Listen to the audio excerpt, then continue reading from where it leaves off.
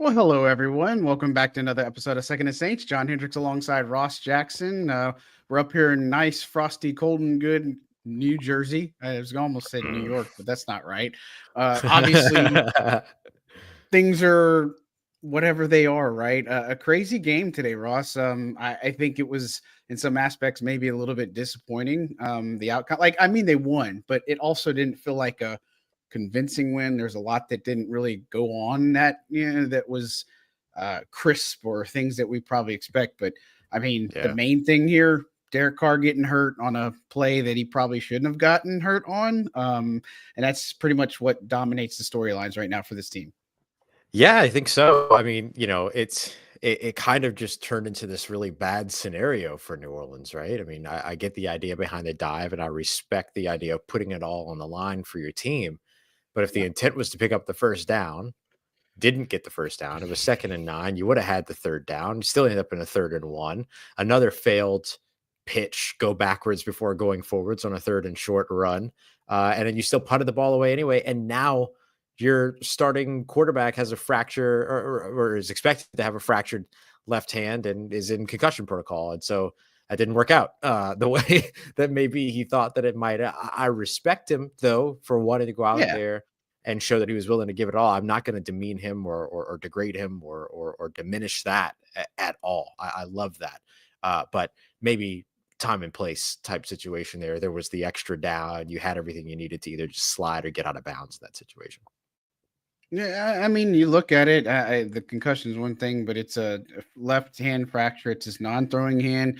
Obviously, you could tell there was a lot of concern. I mean, he had like a convoy following him going from the blue tent to the locker room. That was a little bit interesting, but he's favoring that left arm is just kind of like tight and clenched. And again, yes, the early word is they're fearing that it's some type of fracture. And look, you pointed this out, like, again, we're all saying right now with Washington next week that, Spencer Rattler or Jake Haener are in line to possibly start. But you kind of put out there that there's been other quarterbacks that have played through this injury. Do you think it's going to be that simple for Carr? Or do you think that obviously we got to wait for whatever the imaging and x-ray say?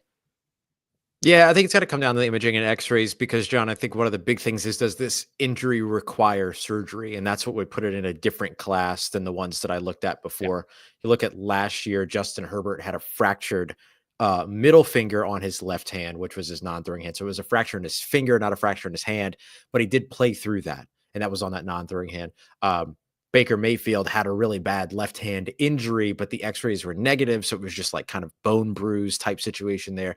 He played through that. So there are injuries that were similar, but not exactly the same as what Derek Carr might have here with a fractured left hand, which makes it a little bit tougher, especially if you need the surgery. So I think the surgery idea is really the piece of the puzzle that we're missing that could potentially dictate whether or not he's able to play through this or not. And then it brings up a really interesting conversation too, John, of where do you go if you're the New Orleans Saints? Darren Rizzi has talked about giving everybody a clean slate.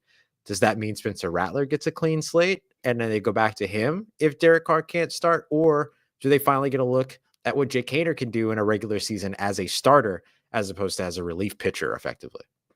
Yeah, for sure. And look, of course, even if it's non-thrown hand, I mean, you guys look at your hand, you're going to need it to get the ball in a snap. You're going to need it for a lot of different things, your grip, all these things, so it's going to obviously more than a few factors here. It's not going to be, I think, as simple as saying, okay, well, it's a fracture in his hand. He can play through it. I think it's something that's going to have a lot more attention to it. And again, it's unfortunate because here's a guy that, again, put his everything out there, and it may not have been the best day. I mean, Carr had some throws that weren't so good. He made some throws that were really good today. I think it was good seeing the tight ends get involved, but a couple of underthrown balls, I don't know, maybe it was the wind, I'm not sure. But of course, you brought it up. Is it Spencer Rattler? Is it Jake Haener? Look, I think they've got a look,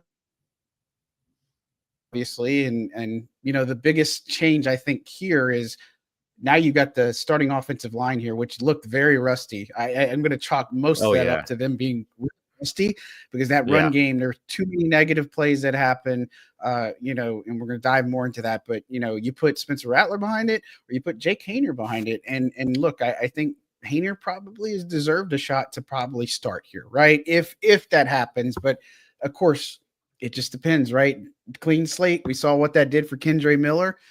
Right. I'm not sure, but it's fascinating in the sense of yes, New Orleans is still technically in it. They're 5-8. Atlanta fumbled again. They lost the Kirk Cousins revenge game. Tampa won. They're on top of the division, but as the team talks about tomorrow, it's putting more dirt back in the hole, and they're just trying to climb out of Mm. everything. And it's not over till it's over. But now you have to play a lot better than you did against Washington, and then that potentially sets you up for a really interesting one when you have Green Bay and before Christmas and all that other stuff.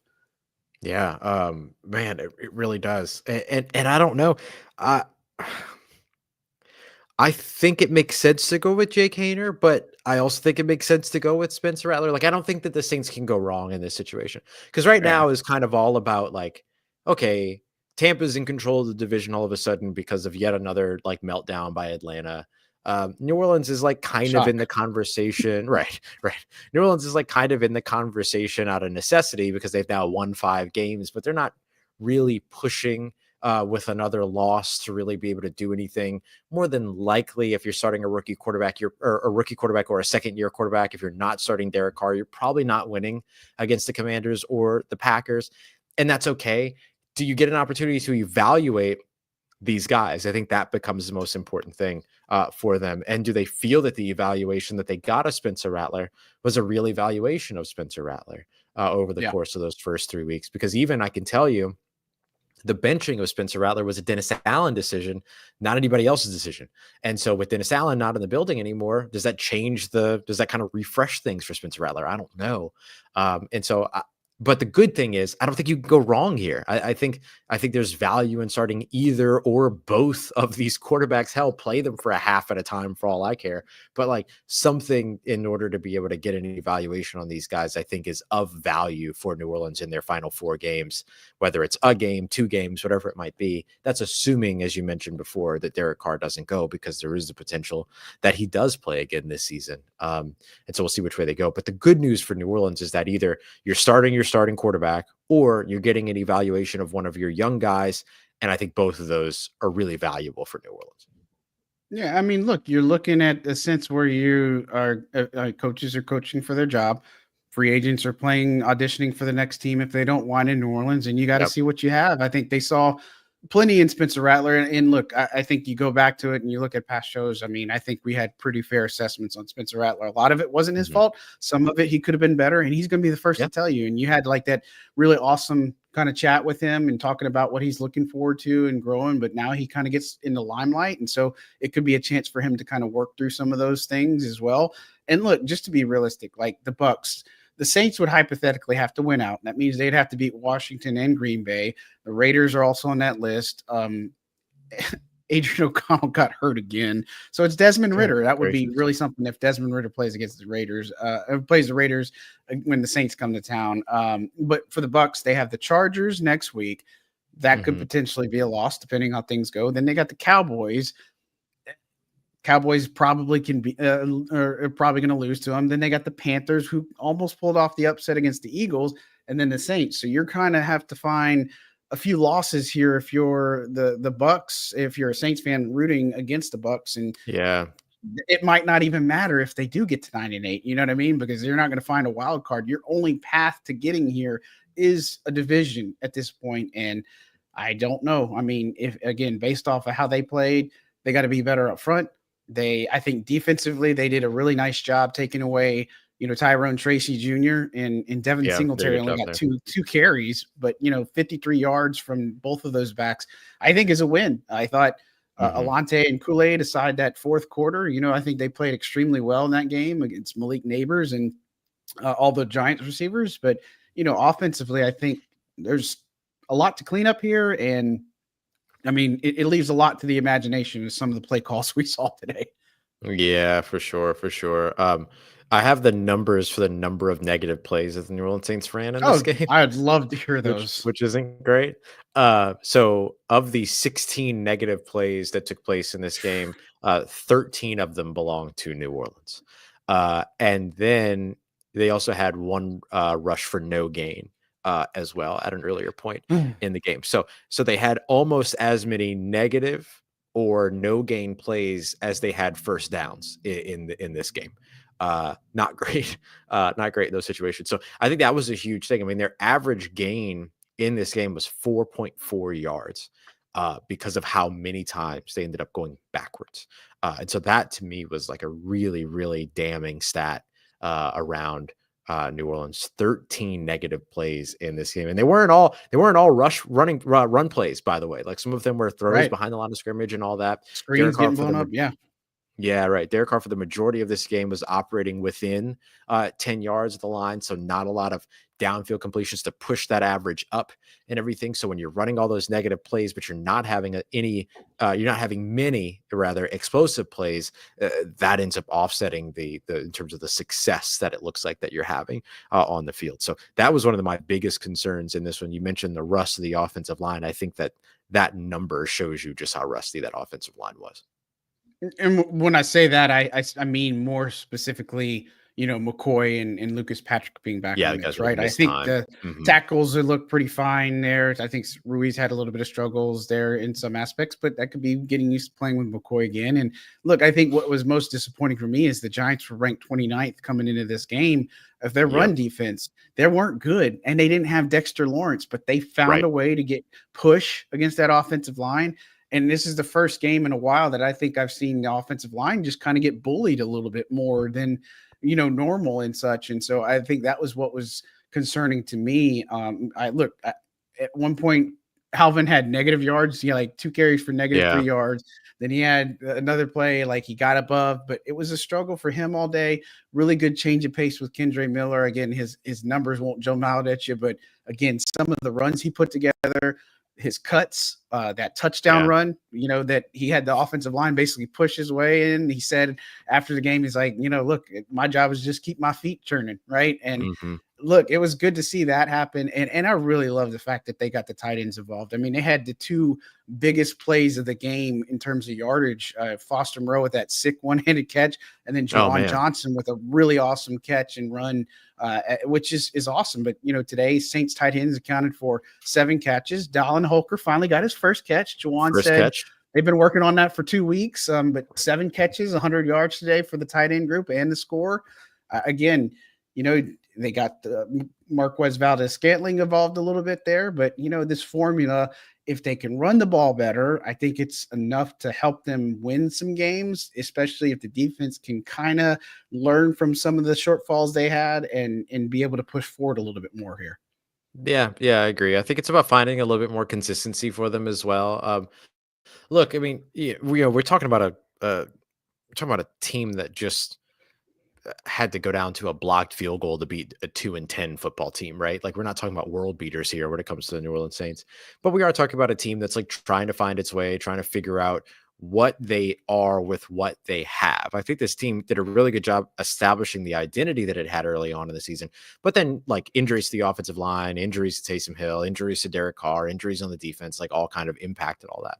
And so this week, what you were hoping to see was kind of a reclamation of that identity. Can they come out and be that run first team that, ground and pounds and does all the things to wear down the opposing team, take advantage of some of the shot plays that end up being created because of that? Saints weren't able to do that, but they still found a way to win. So I think that like when you highlight those pieces in terms of like where they struggled and everything, I think that helps to kind of, or where they struggled, it also helps to tell the story of what they overcame in order to get a win in this game. That should have been a bigger win, sure. That should have been an easier win, sure. Like you can look at it however you want to look at it in terms of that. But overall, like this is the epitome of a win's a win if you're the New Orleans Saints. Yeah. And so they got that win despite some of the things that didn't go their way.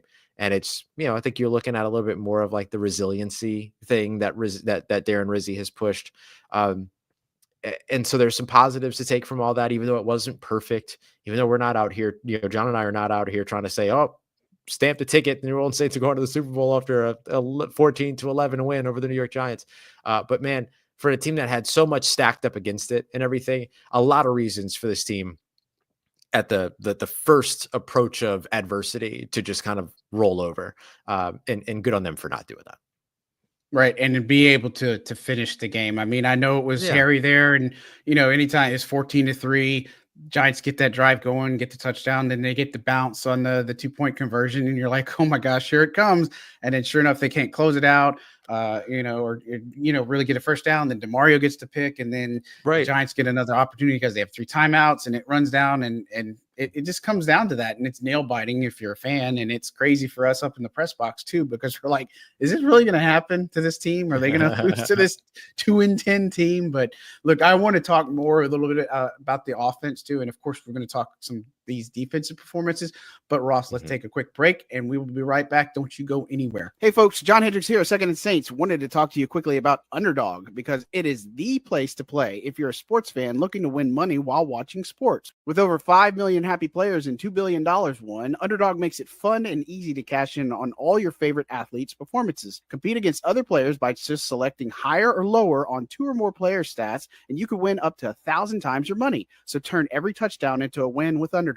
This season, Underdog is going to be running a special promo or bonus almost every single day, like profit boosts, discounts, or free picks. Plus, all new users get a free pick. You could win up to 1,000 times your money just by choosing higher or lower on player stats like passing yards, interceptions, touchdowns, and much more. Create entries with all football selections or mix and match across your favorite sports. Underdog puts the power to cash out in your hands. Now you can either keep riding with your entry or tap the Win Now button to cash out whenever you want. And with Underdog Rescues, you can get your money back and receive a promo if an early injury causes your entry to lose. With Underdog's Double Flex option, you can even take 2 L's and still have your entry to be a win. So go download the app today and use code SECONDSAINTS to get up to $1,000 in bonus cash instantly. That's code SECONDSAINTS. Now here comes the legal jargon. Must be 18 or older, 19 and older in Alabama and Nebraska, 19 and older in Colorado for some games, 21 and older in Massachusetts and Arizona, and present in the state where Underdog Fantasy operates. Terms apply. Void in Colorado. Concerned with your play? Call 1-800-GAMBLER or visit www.ncpgambling.org. Arizona, 1-800-NEXT-STEP, 1-800-639-8783, or text NEXT STEP to 53342. New York, call the 24/7 Hope line at 1-877-8-HOPE-NY or text HOPE-NY 467-369.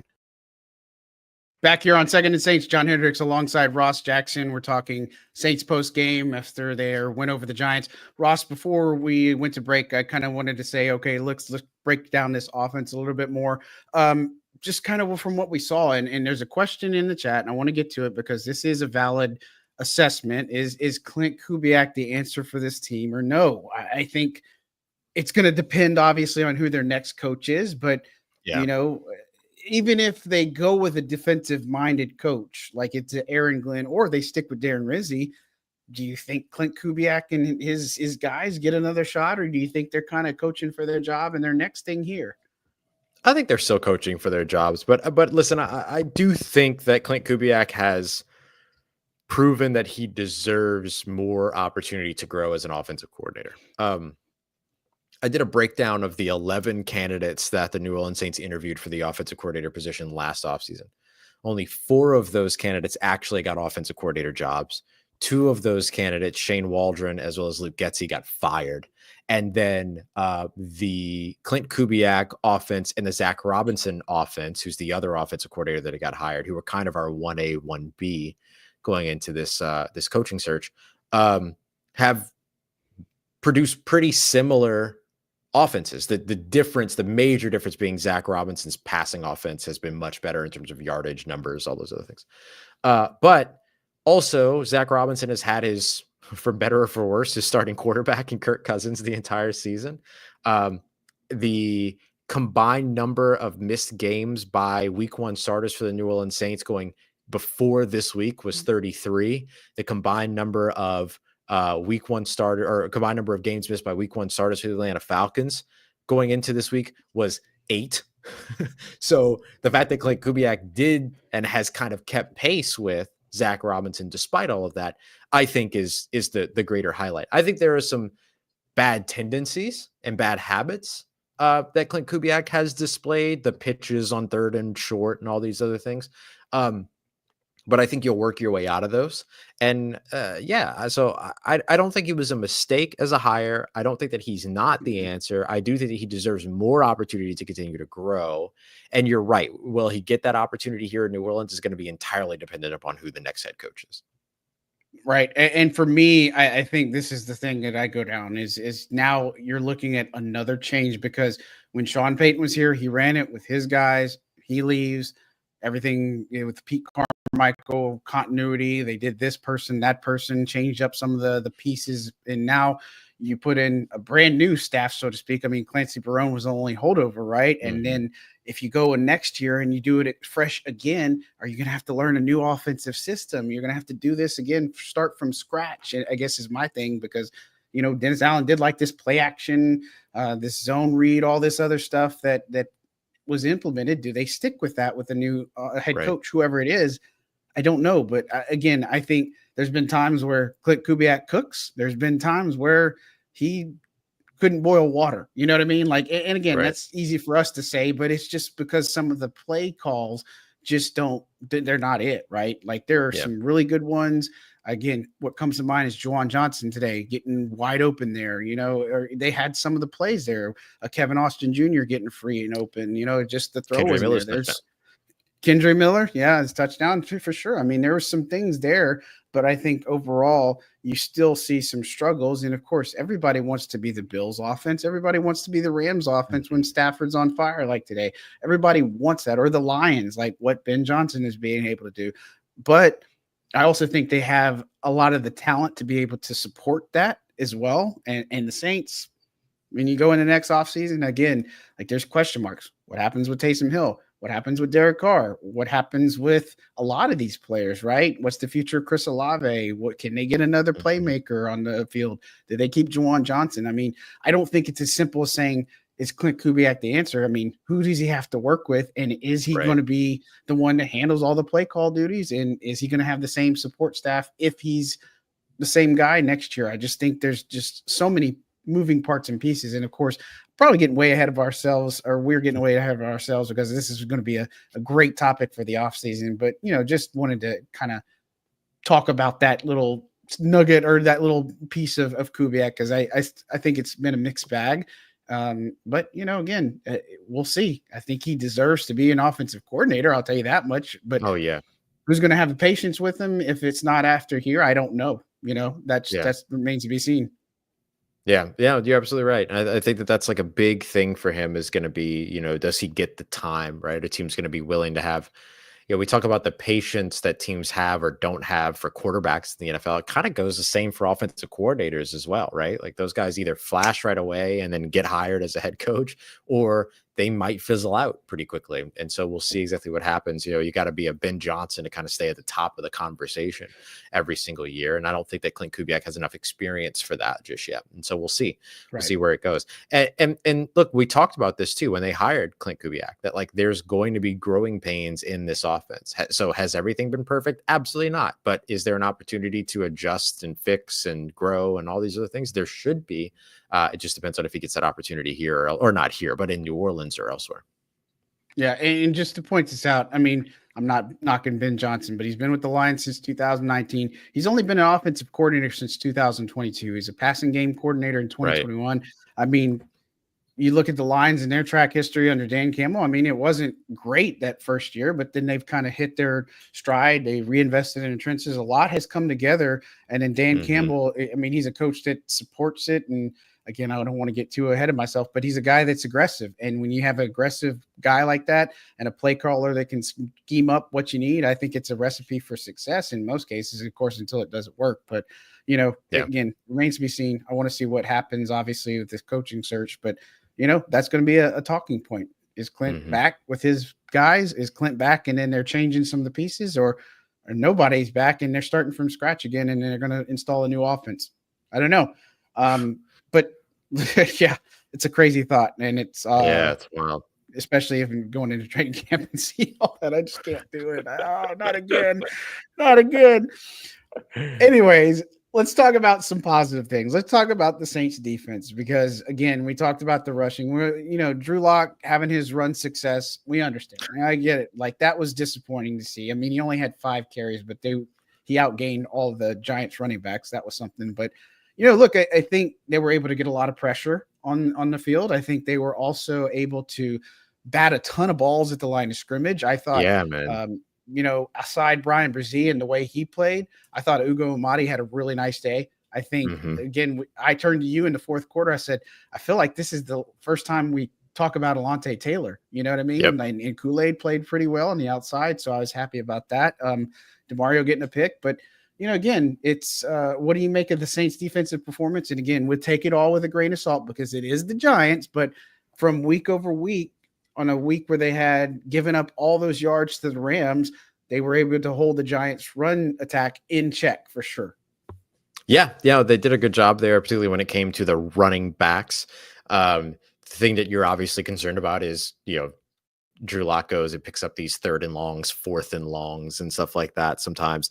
And then you just know Jaden Daniels is on the other side of this week, and you're like, oh my goodness. And so like that, of course, becomes the big thing. But so it's easy to jump to that, but focusing on what it is that the Saints did. I mean, the other guy, of course, that stood out was Brian Bresee. He's had he's had a couple of really good weeks here over the course of the past few weeks. 7.5 sacks on the season. John, we talked about like how Carl Granderson could have double-digit sacks by the end of the year during training camp. How Chase Young potentially contributed. How about Brian Bresee being the guy on pace to have double-digit sacks in this season from the defensive interior, which is insane. He's already in the top 5 now for most sacks by a New Orleans Saints defensive tackle in a single season. So he's another guy that stood out. I think probably Alontae is going to get picked apart by people because of that fourth quarter, but Malik Neighbors caught 5 passes on 10 targets. 50% completion percentage for the guy that's the go-to target, really the only target in the passing game for New York. So I want to make sure that we highlight that in terms of like, yeah, you're right. It was really just kind of the fourth quarter where they lightened up a little bit, tried to just keep everything in front of him, and then he got away with a couple of big plays out of that. But man, I thought that there were some really good things in terms of what it is that they did. The thing that I was most impressed by was the batting of the passes at the offensive line or at the line of scrimmage. Every time the defensive line didn't get home, the hands went up, and that ended up having a big impact in this game. Right. I think the play I appreciated most, and if you guys watch it again, or if you didn't see it real time, is a play Brian Bresee was engaged with the offensive lineman. He was rushing after it, getting after it, and then he was still engaged, but his eyes were fixated on Drew Lock. And the moment he was going up, he got his hand up and he was able to tip the pass. I mean, that's year 2 stuff from this guy. And DeMario talking about he's starting to become one of these ones, you know what I mean? And again, we're not going to sit here and say Hall of Fame trajectory. He's not the next best thing. But again, you talk about building blocks for the Saints team. Right. Pete Werner, we talk about a lot. I think Brian Bresee's entering in that conversation. Alontae Taylor's obviously another one you look at. You look at Taliesin Fuanga. If things are good with Chris Olave, Trevor Penning, like they do have some really good young building blocks here. And I just think Bresee can't be the one that does it all. And look, I thought the interior played a lot better today for sure. We're going to really see what they're made of when the Commanders come to town in the Dome and such. But again, I'm encouraged a lot by what I've seen in Brian Bresee. I know the Saints take a lot of flack for their first round picks, like with Peyton Turner and Marcus Davenport, but you also got to look at the good ones, like Brian Bresee and Taliesin Fuanga. I mean, those two have been amazing picks. Chris Olave was an amazing pick. And now Trevor Penning's turned the corner. So right. I understand, just don't draft a pass rusher in the first round. Maybe that's the takeaway. And then, of course, we can go down that rabbit hole even more. But, again, I just say that Bresee being a breath of fresh air here and just he's so talented. And dude is one of the most likable guys in the locker room, too. Like, so friendly, great backstory. Just can't say enough good things about him. But heck of a game for him. And he had 20 people, friends and family that traveled around this area and coming into here and being able to show that. And Darren Rizzi also being a hometown guy. Good for those guys. Good for those guys. Yeah, absolutely. What great stories, right? To be able to come in and do that. And then for it to be fitting that it's Brian Bresee, who is from close enough to here, who had all those people, that it's his play at the end of the game that ends up sealing the victory. And then for Darren Rizzi, who's from 12 minutes up the road here in Bergen County, he ends up with or 12 miles up the road. Sorry. He ends up winning a football game here as the opposing head coach on a special teams play, which is his special. So, which is a specialty. So it's just like beautiful symmetry around all of it to see something, to see all of that come together, which was super cool to see. Right. 12 minutes in Jersey, you might go like 5 feet. So I'm glad you said 12 miles. That's a big difference. And I'm glad you brought up special teams as we kind of wind down here. Was pretty ugly. Obviously, saw the blow up between Matt Hayball yes. He just got reamed by Darren Rizzi after that punt. It was a punt return touchdown that got called back to a hold, but Alvin Kamara, of all people, stepping in and, calming Riz down, saying, it's just the punter, you know what I mean? But again, I know a lot of people said, oh, well, Dennis Allen wasn't doing that type of stuff. And look, to be fair, Rizzi, a lot of players have talked about it. I think was it DeMario today? I can't remember if it's DeMario or Brian or one of those guys that said, look, every player is willing to run through a wall for Darren Rizzi, right? Oh, DeMario, and so, again, DeMario said that. And he's going to hold you accountable. And that's what's been missing from this team. So yes, if you're the punter and you screw up, you got to hear about it, but it wasn't just him. They had the special teams blender on the opening kickoff with Jamal Williams. Yeah. Blake Grupe had one blocked and he missed one that hooked at the end. So it wasn't a particularly good special teams day. I mean, the best play was Kendra returning and that Brian Bresee block, which, man, he credited Nathan Shepard in getting down there. And then I think it was Peyton Turner, right? I think it was the other one, Peyton Turner and Nathan Shepard for getting him down so he could jump up. Said he almost missed the landing. He kind of botched it a little bit, but is able to get just enough on it. And the Saints were able to win 14-11 instead of having to go into overtime, which would have been really interesting. I got to tell you. Oh, man. Yeah, I didn't want another quarter of that game. It was a sloppy game. It was a good game in terms of getting the win out there and being able to kind of like grit it out and everything like that. But it was an ugly game. I think it's the way that Kendre described it. I think he said it was an ugly game. Very much was. But hey, they came out with a win, and then now they get to carry that momentum a little bit into what is going to be a very challenging pair of games upcoming over the course of the next couple of weeks. All right. Well, let's get quickly into it. Who are your top two from offense, top two defense? As if I have to ask, obviously, Brian Bresee would be one on defense. Yeah. We know that. Offensively, probably Kendre might be the other one, but maybe not just Kendre. Maybe I might go Juwan. I'd say Juwan. That's who I was saying. It's like Juwan might have been the lock pick, not necessarily Kendre. I think Juwan probably have been the lock for today. But yeah, I'm still your thunder. I mean, we're kind of agreeing on the spot here. Yeah, anybody else? I mean, Juwan, Foster, Chase Young too. Getting almost getting an interception, dropping back into coverage, but then he also tied his career high with 10 pressures according to Next Gen Stats. So a really active day for him. It was all over. Yeah, really good to see. And it's good seeing his reaction on the field too. Just that field goal, like he really does love being here. I know some people have thought about it and all that, but he's really fitting in well here. I hope they can keep him again for next year. I said him earlier in the show, but Ugo Amadi was another one that I think deserves a spot. I think he played exceptional. I think DeMario is worth mentioning for his job on special teams for his pick on special teams on the brain, obviously. But DeMario for his pick. And again, I'd say Kool-Aid and Alante, a good bounce back performance after last week. That was good to see. But any others that we might be missing? I know we're probably missing a ton, but no, that about covers it for me at least.